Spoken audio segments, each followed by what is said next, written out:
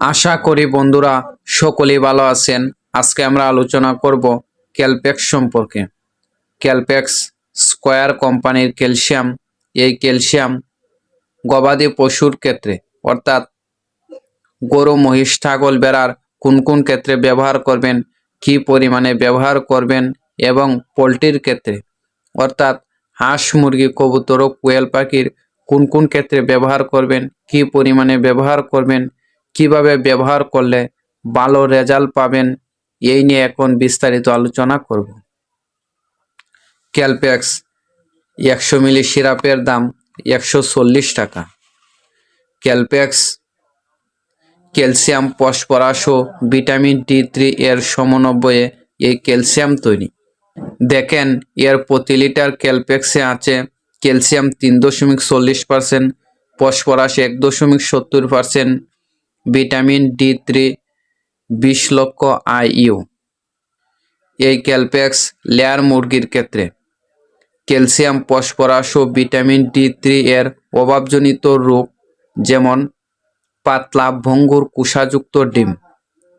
আপনারা প্রায়ই দেখবেন হাঁস বা লেয়ার মুরগি পাতলা এবং ভঙ্গুরযুক্ত ডিম পারে। আপনারা যদি এই হাঁস বা মুরগিকে এই ক্যালসিয়াম খাওয়ান তাহলে পাতলা বা কুষাযুক্ত ডিম আর পারবে না, ভালো ডিম পারবে। এছাড়াও কেস লেয়ার, পেটিক, পোলাপস এবং ক্যানিবলিজম ইত্যাদি রোগ প্রতিরোধ ও চিকিৎসায় কার্যকর ভূমিকা পালন করে এই ক্যালপ্যাক্স।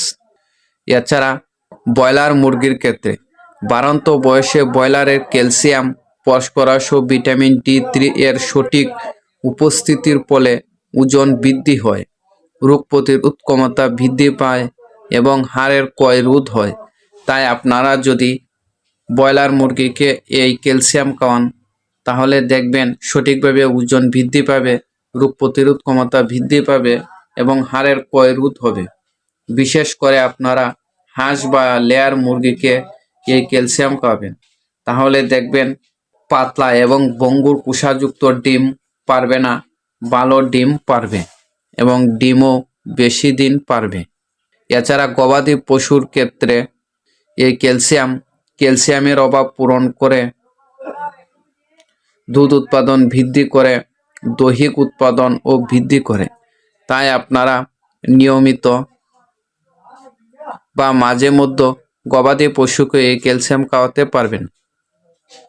আপনারা প্রায়ই দেখবেন যে একটি গাভী বাচ্চা দেওয়ার পর গাভী হঠাৎ করে পড়ে যায়। এই পড়ে যাওয়ার কারণ হলো গাভীর শরীরে ক্যালসিয়ামের অভাব।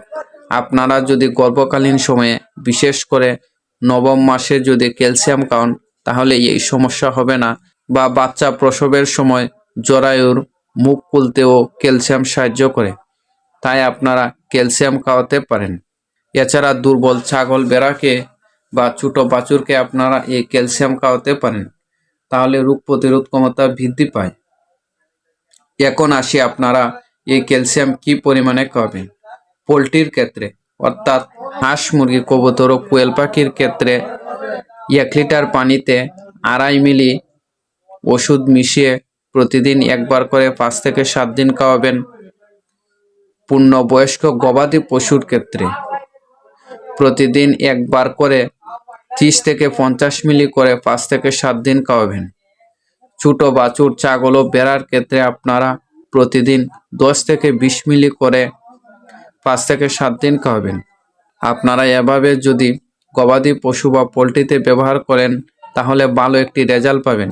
এছাড়া আপনারা একজন রেজিস্টার্ড ভেটেরিনারিয়ানের পরামর্শ অনুযায়ী এই ক্যালপ্যাক্স ব্যবহার করবেন, তাহলে সবচেয়ে ভালো হয়।